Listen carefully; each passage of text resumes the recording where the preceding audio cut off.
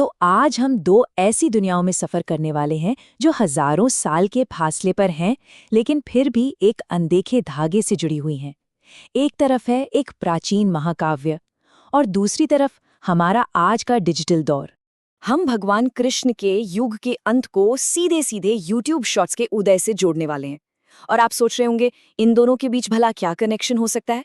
तो कनेक्शन है कुछ ऐसे सख्त नियम जिन्हें कोई तोड़ नहीं सकता, और अगर कोई तोड़ने की कोशिश करे तो उसके नतीजे हमेशा चौंकाने वाले होते हैं। चलिए कहानी की शुरुआत करते हैं। महाभारत का महान युद्ध खत्म हो चुका है। कुरुक्षेत्र की जमीन तो शांत है, लेकिन दिलों के अंदर गुस्से की आग अब भी धधक रही है।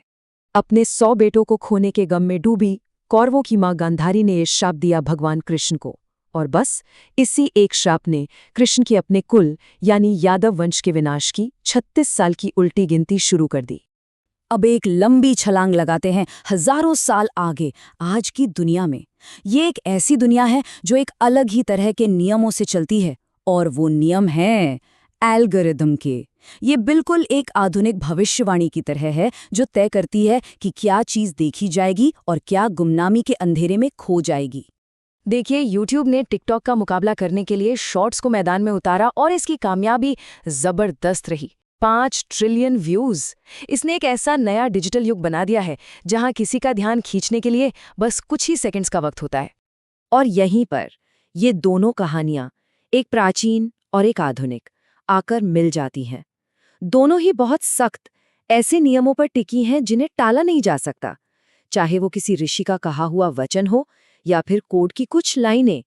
नियम तोड़ने की इजाजत किसी को नहीं है। हुआ यूं कि यादव वंश के कुछ राजकुमारों ने अपने अहंकार में कुछ ऋषियों का अपमान कर दिया। उन्होंने कृष्ण के बेटे साम को एक गर्भवती महिला का भेष पहनाया और उनका मजाक उड़ाया। इस पर ऋषियों को इतना गुस्सा आया कि उन्होंने एक और विनाशकारी श्राप दे दिया कि सांब एक ऐसे लोहे के मूसल को जन्म देगा जो पूरे यादव वंश का नाश कर देगा।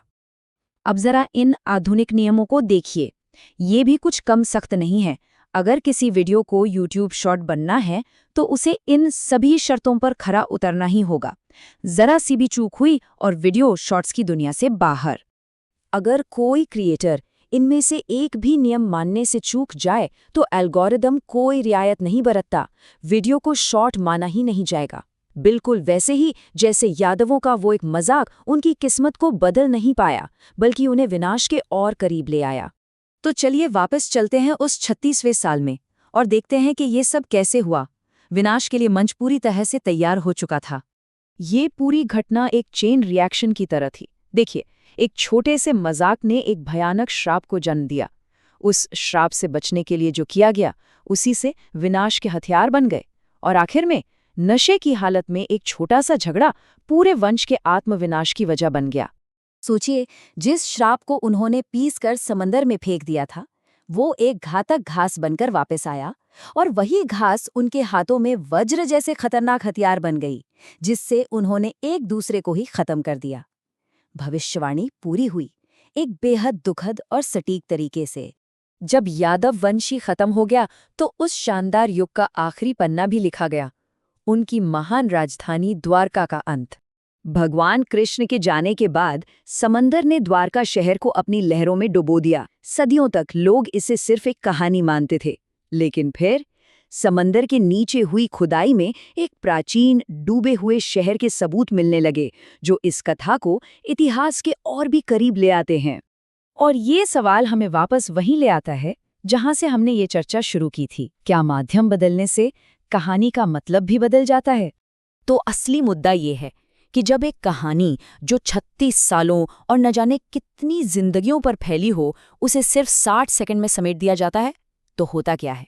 गांधारी के श्राप, यादवों की घमंड और एक पूरी सभ्यता के खुद को खत्म करने की कहानी आज एक YouTube शॉर्ट बन सकती है।